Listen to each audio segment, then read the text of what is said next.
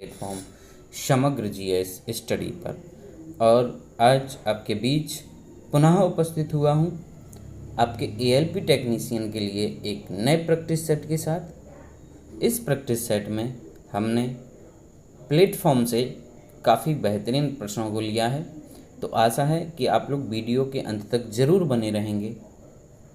और यदि चैनल पर नए आए हैं तो चैनल को सब्सक्राइब करना नहीं भूलेंगे, ठीक है। तो दोस्तों, चैनल को सब्सक्राइब ज़रूर कर लें और साथ ही बेल आइकन को भी प्रेस कर दें और हमारे वीडियो को अधिक से अधिक लाइक और अधिक से अधिक शेयर करें, ठीक है। आप लोगों से बस इतने से सहयोग की अपेक्षा है, बाकी आप लोगों के द्वारा बराबर प्यार बरसाया जा रहा है, तो निरंतर इसी तरीके से प्यार देते रहें, ठीक है। और लाइक, सब्सक्राइब और शेयर करने में कोई कंजूसी कतई ना करें, ठीक। तो चलिए शुरू करते हैं और लेते हैं हम आज का अपना पहला प्रश्न। पहला प्रश्न है कि डीजल की गुणवत्ता को निरूपित करने वाले मात्रक का नाम है, क्या है? तो डीजल की गुणवत्ता को निरूपित करने वाले मात्रक का नाम है हमारा, क्या होता है? तो वो होता है दोस्तों सेटन संख्या, ठीक है। डीजल की जो गुणवत्ता है यानी डीजल की क्वालिटी जिससे हमें पता चलती है वो सेटन संख्या यानी C10 संख्या के द्वारा ये हमें पता चलती है, ठीक है। तो करेक्ट आंसर है यहाँ पर हमारा ऑप्शन नंबर C, ठीक है। और ऑक्टेन जो है इससे हमें ऑक्टेन से हमें पेट्रोल की गुणवत्ता का पता चलता है। ऑक्टेन से पेट्रोल के जलने या गुणवत्ता को पेट्रोल की गुणवत्ता को ये निरूपित करता है। आगे बढ़ते हैं, कह रहे हैं कि एंटी फ्रीज एजेंट का कार्य है। एंटी फ्रीज एजेंट का कार्य है, क्या कार्य है? तो एंटी फ्रीज एजेंट का जो कार्य होता है वो होता है रेडिएटर में पानी की खपत करना। क्या होता है? रेडिएटर में पानी की खपत करना। करेक्ट आंसर है हमारा यहाँ पर option number C। Next question देखते हैं, तो निम्नलिखित में से कौन सा पदार्थ बहुत अच्छा चालक है, ठीक है। तो जो सबसे अच्छा कंडक्टर होता है, गुड कंडक्टर होता है, वो क्या है? वो हमारा सिल्वर यानी चांदी जो है वो सबसे अच्छा चालक होता है। तो करेक्ट आंसर है हमारा यहाँ पर क्या? Option number C। चौथा प्रश्न है कि CO2 किस्म के अग्निशामक को किस रंग से पेंट की जाती है? CO2 किस्म के अग्निशामक को किस रंग से पेंट किया जाता है? तो CO2 अग्निशामक आपने देखा होगा, ठीक है। जो सिलेंडर होता है आपका अग्निशामक वाला वो कैसा होता है? लाल कलर का होता है ना। रेड कलर को इससे पेंट किया जाता है। ये आपने कई बड़ी बड़ी बिल्डिंगों में और साथ ही ऑफिस वगैरह में इसको सिलेंडर को देखा होगा।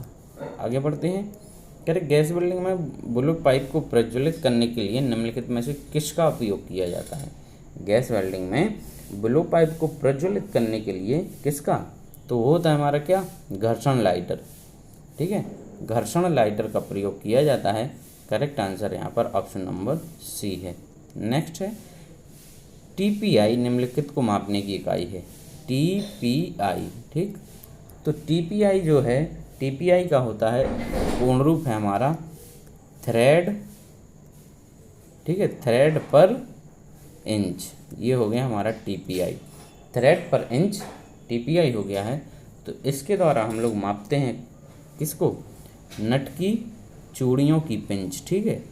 नट की जो चूड़ियों की पिंच होती है उसको हम TPI के द्वारा मापते हैं। करेक्ट आंसर हो जाता है हमारा ऑप्शन नंबर C।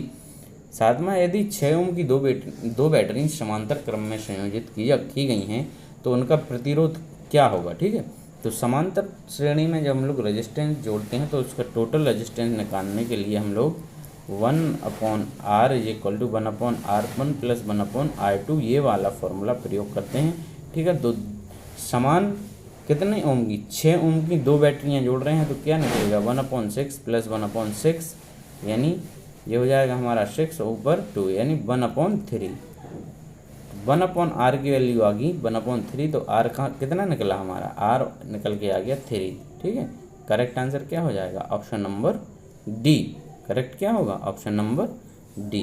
आगे बढ़ते हैं, कह रहे हाइड्रोमीटर का उपयोग होता है। हाइड्रोमीटर का उपयोग कहाँ पर होता है? तो हम लोग हाइड्रोमीटर का उपयोग जो है वो कहाँ पर करते हैं? बैटरी के अम्ल का घनत्व मापने के लिए हाइड्रोमीटर का उपयोग करते हैं। बैटरी के अम्ल का घनत्व मापने के लिए। करेक्ट आंसर है यहाँ पर ऑप्शन नंबर B, ठीक है। तो नोट करते चलेंगे आप लोग। फिर कह रहे प्रकाश का रंग मूलतः निम्नलिखित तथ्यों पर निर्भर करता है।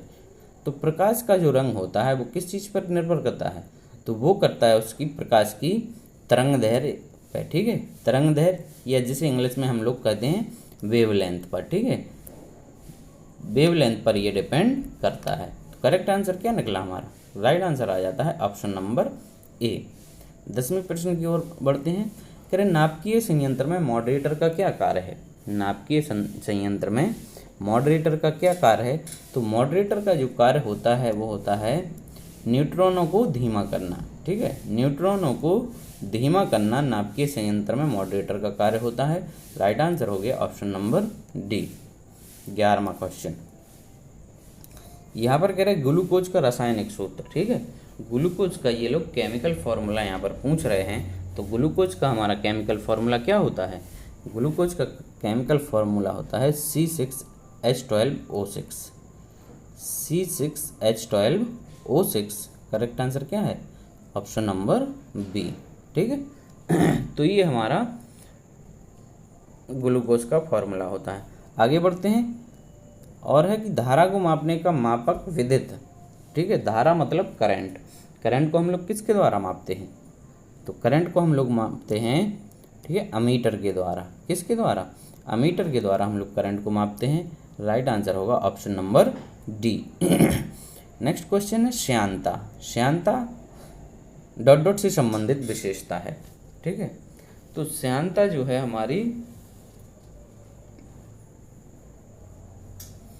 श्यानता हमारा है स्नेहल तेल, ठीक है, स्नेहन तेल। श्यानता स्नेहन तेल से संबंधित विशेषता है, ठीक है।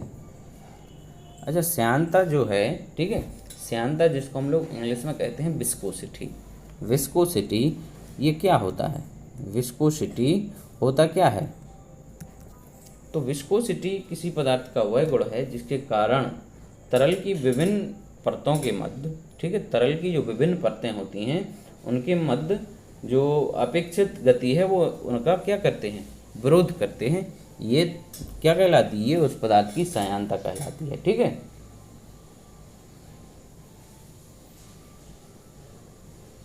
आगे बढ़ते हैं। नेक्स्ट क्वेश्चन है कि अच्छे प्रशीतक डॉट डॉट नहीं है।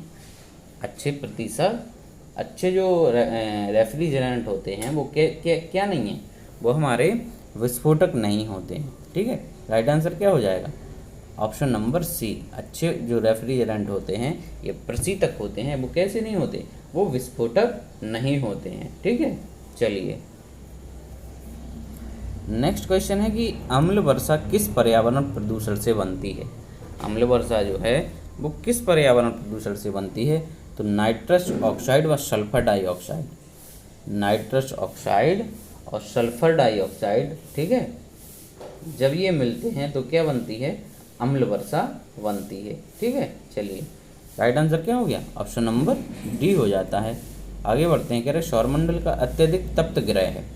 सौरमंडल का सबसे अधिक तप्त ग्रह कौन सा है, तो वो है हमारा क्या, शुक्र ग्रह। करेक्ट आंसर क्या हो जाएगा, सी हो जाएगा, शुक्र ग्रह सौरमंडल का सबसे अधिक तप्त ग्रह होता है। नेक्स्ट है अधिकतम शाकाहारी प्रोटीन पाए जाते हैं।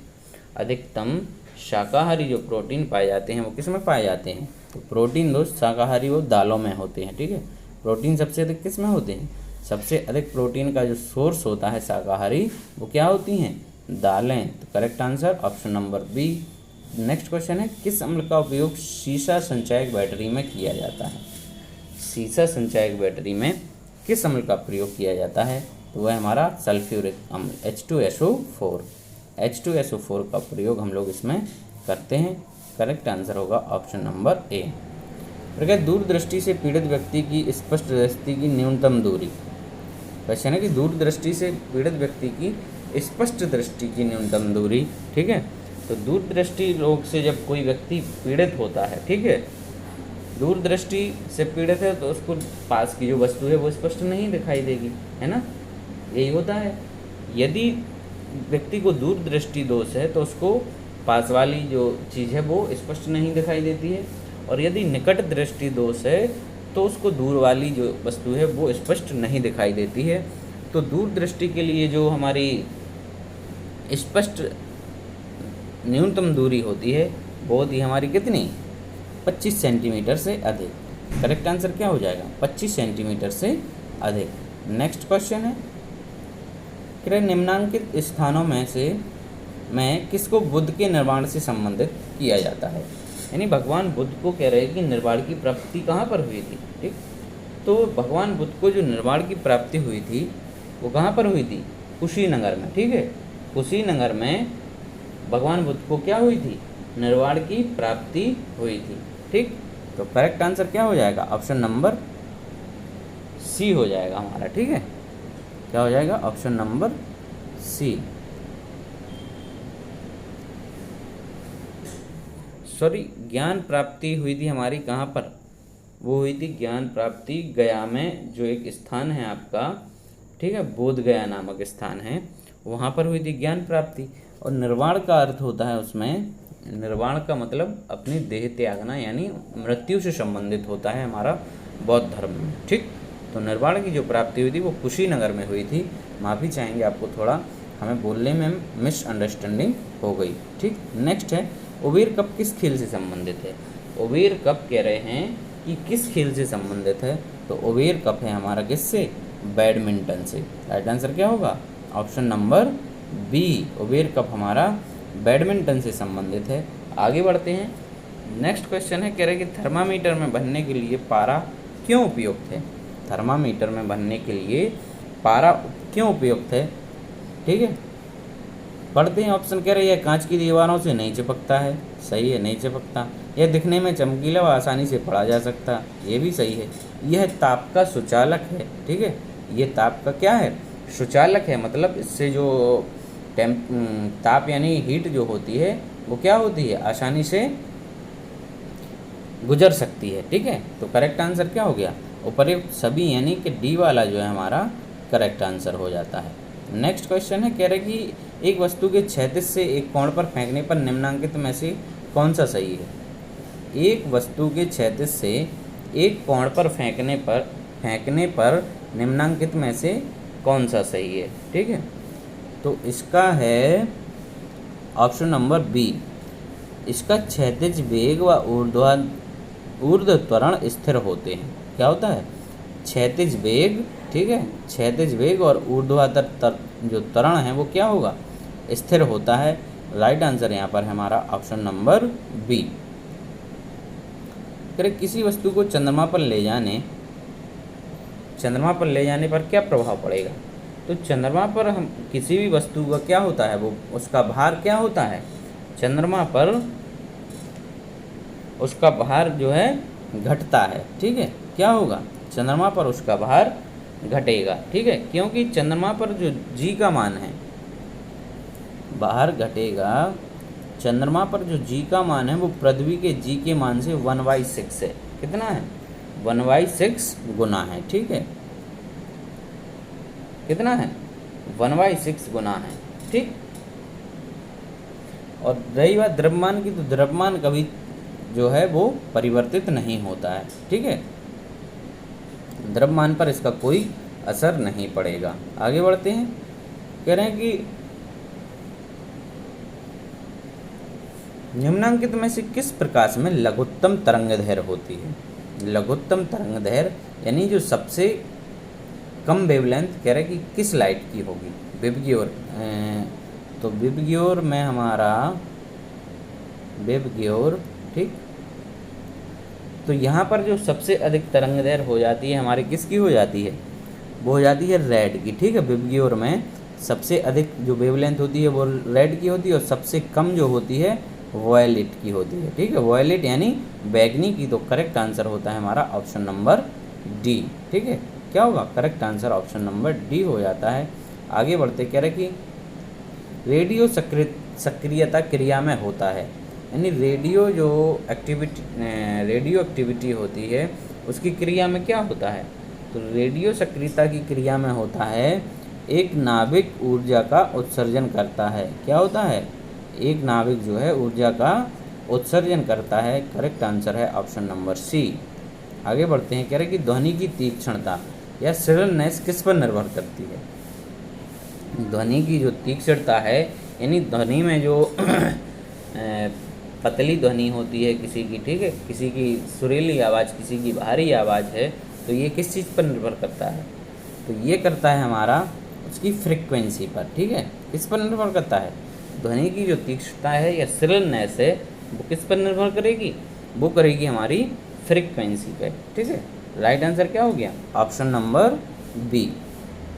चलिए नेक्स्ट क्वेश्चन है। आज थोड़े क्वेश्चन ज़्यादा हैं तो आप लोग वीडियो में अंत तक बने रहेंगे, मज़ा आने वाला है। विद्युत ऊर्जा की इकाई क्या होती है, विद्युत ऊर्जा की इकाई ये पूछ रहे हैं क्या होती है, तो विद्युत ऊर्जा की जो इकाई होती है, ठीक है, जिसमें हम लोग घर में अपनी रीडिंग में पढ़ते हैं किलोवाट घंटा, किलोवाट पर आवर, आपने यदि किलोवाट आवर जो है, यदि आपने अपने घर का मीटर देखा होगा तो उसमें ये लिखकर आता है। नेक्स्ट है, चंबल घाटी परियोजना निम्नलिखित में से किन राज्यों से संबंध रखती है, तो चंबल घाटी की जो परियोजना है, ठीक है, चंबल घाटी की परियोजना है वो कहाँ पर, चंबल का जो क्षेत्र है हमारा, एक तो मध्य प्रदेश और जो राजस्थान का हमारा धौलपुर वगैरह लगता है वहाँ पर, ये उसके आसपास, मतलब तो ये मध्य प्रदेश और राजस्थान से संबंध रखती है। राइट आंसर यहाँ पर हमारा ऑप्शन नंबर बी हो जाता है। कह रहे निम्नलिखित में से कौन सा या कौन से कथन सही हैं, पिघलने पर ठोस सामान्यतः फैलता है, पिघलने पर ठोस सामान्यतः फैलता है, सही बात है। पिघलने पर बर्फ सिकुड़ती है, कह रहे पिघलने पर बर्फ सिकुड़ती है, सही बात है, बर्फ सिकुड़ता है पिघलने पर, ठीक है। और बर्फ का घनत्व पानी से कम होता है, बिल्कुल होता है पानी से कम, इसीलिए जो बर्फ़ है वो किस पे, पानी पर तैर जाती है, बर्फ़ जो है पानी पर तैर जाती है, यही उसका कारण होता है कि बर्फ़ का जो घनत्व होता है वो पानी से कम होता है। यहाँ पर करेक्ट आंसर हमारा हो जाएगा डी वाला, ठीक है। सारे कथन क्या हैं हमारे, करेक्ट हैं। नेक्स्ट क्वेश्चन, निम्नलिखित में से कौन सा कथन सही है। अब इसमें भी हमें बताना कि इसमें हमारा कौन सा कथन सही है।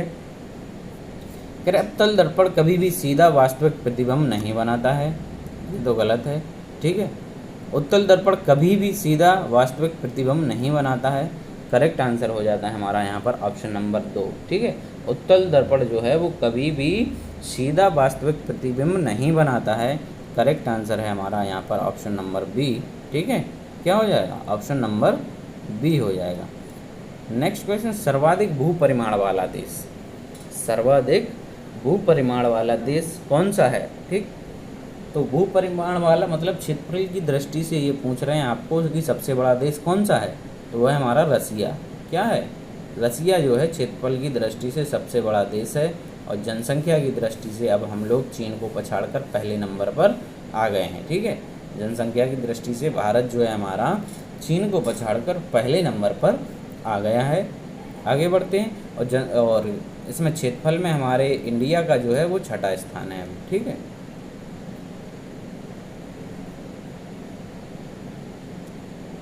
क्षेत्रफल में छठा नहीं, सॉरी 7वां स्थान है हमारा, ठीक है। आगे बढ़ते हैं, नेक्स्ट क्वेश्चन कह रहे हैं हमारा, नेक्स्ट क्वेश्चन है कि निम्नांकित में से कौन स्तनधारी नहीं है, इनमें से स्तनधारी कौन नहीं है, ठीक। तो बाघ है स्तनधारी, चूहा भी है, डॉल्फिन भी है, मगरमच्छ हमारा स्तनधारी नहीं है। करेक्ट आंसर क्या हो जाएगा, ऑप्शन नंबर डी, मगरमच्छ जो है वो स्तनधारी नहीं है, ठीक है। मगरमच्छ जो है वो सरीसृप, ठीक है, रेप्टाइल्स जो प्रजाति है उसके अंतर्गत आता है, सरीसृप के अंतर्गत आता है। द्वितीय विश्व युद्ध के दौरान हुई जाति संहार के परिणाम स्वरूप मारे गए लाखों लोग कौन थे। द्वितीय विश्व युद्ध में जो लाखों लोग मारे गए थे वो कौन थे, तो वो थे यहूदी, ठीक है। यहूदियों को सबसे अधिक इसमें मारा गया था। राइट आंसर जो हो जाता है हमारा वो होता है ऑप्शन नंबर ए, ठीक है। क्या है, राइट आंसर जो है वो हमारा है ऑप्शन नंबर ए, ठीक। द्वितीय जो विश्व युद्ध हुआ था उसकी शुरुआत हुई थी 1 सितंबर 1939 में। कब हुई थी, 1 सितंबर 1939 में हुई थी और ये 6 वर्षों तक चला था। ठीक है, 6 वर्षों तक चला था और ये 1945 तक, कब तक चला था? 1939 से लेके ये हमारा 1945 तक द्वितीय विश्व युद्ध चला था। चलिए, कह रहे किसे एशिया की रोशनी कहा जाता है। ठीक है, तो एशिया की रोशनी जो कहा जाता है यानी लाइट ऑफ एशिया कहा जाता है, वो किसे? गौतम बुद्ध को कहा जाता है। करेक्ट आंसर हो जाएगा option number B, Gautam Buddha को लाइट ऑफ एशिया कहा जाता है। नेक्स्ट है कि भारत के राष्ट्रीय प्रतीक में 4 पशु दिखाई देते हैं, शेर, हाथी व घोड़े के अलावा चौथा पशु कौन सा है? ठीक है, तो भारत के राष्ट्रीय प्रतीक में यानी राष्ट्रीय चिन्ह में 4 पशु हैं, शेर, हाथी व घोड़ा। कह रहे चौथा पशु कौन सा है? तो चौथा पशु है हमारा बैल। ठीक है, चौथा पशु इसमें कौन सा है? बैल है। करेक्ट आंसर होता है ऑप्शन नंबर सी। फिर क्या, भारत की प्रसिद्ध खिलाड़ी सानिया मिर्जा ने किस खेल में देश का नेतृत्व किया था? तो इन्होंने जो है वो किस में किया था? टेनिस में। सानिया मिर्जा ने किस में किया था? इन्होंने टेनिस में भारत का नेतृत्व किया था। करेक्ट आंसर यहाँ पर होगा हमारा ऑप्शन नंबर डी।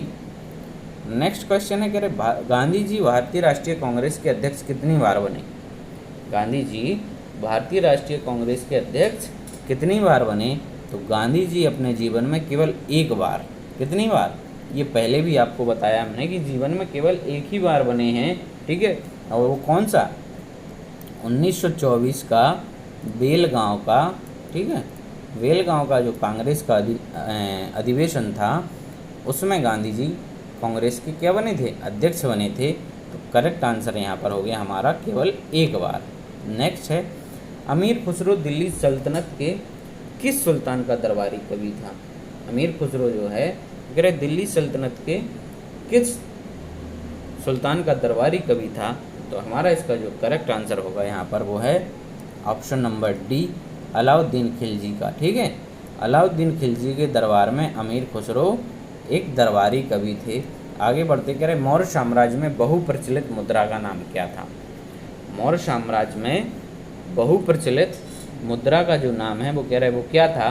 तो करेक्ट आंसर है हमारा उसका पड़। राइट आंसर क्या हो जाएगा? ऑप्शन नंबर ए, पड़ जो है वो मौर्य साम्राज्य में जो प्रचलित मुद्रा थी उसका नाम था। नेक्स्ट क्वेश्चन है, कह रहे पृथ्वी तल पर एक काल्पनिक रेखा जो 180 मेरिडियन के लगभग समांतर होती है कहलाती है, उसको क्या कहते हैं हम? 180 डिग्री पर है तो वो है हमारी अंतर्राष्ट्रीय तिथि रेखा। ठीक है, क्या है? 180 मेरिडियन के लगभग समांतर होती है, वो कहलाती है अंतर्राष्ट्रीय तिथि रेखा। राइट आंसर है हमारा option number A. I hope कि आपको वीडियो अच्छा लगा होगा। ठीक है, यदि अच्छा लगा है तो लाइक करना ना भूलें, चैनल को सब्सक्राइब ज़रूर कर लें और अधिक से अधिक शेयर करें। फिर मिलेंगे एक नए वीडियो में, तब तक के लिए आप सभी को धन्यवाद।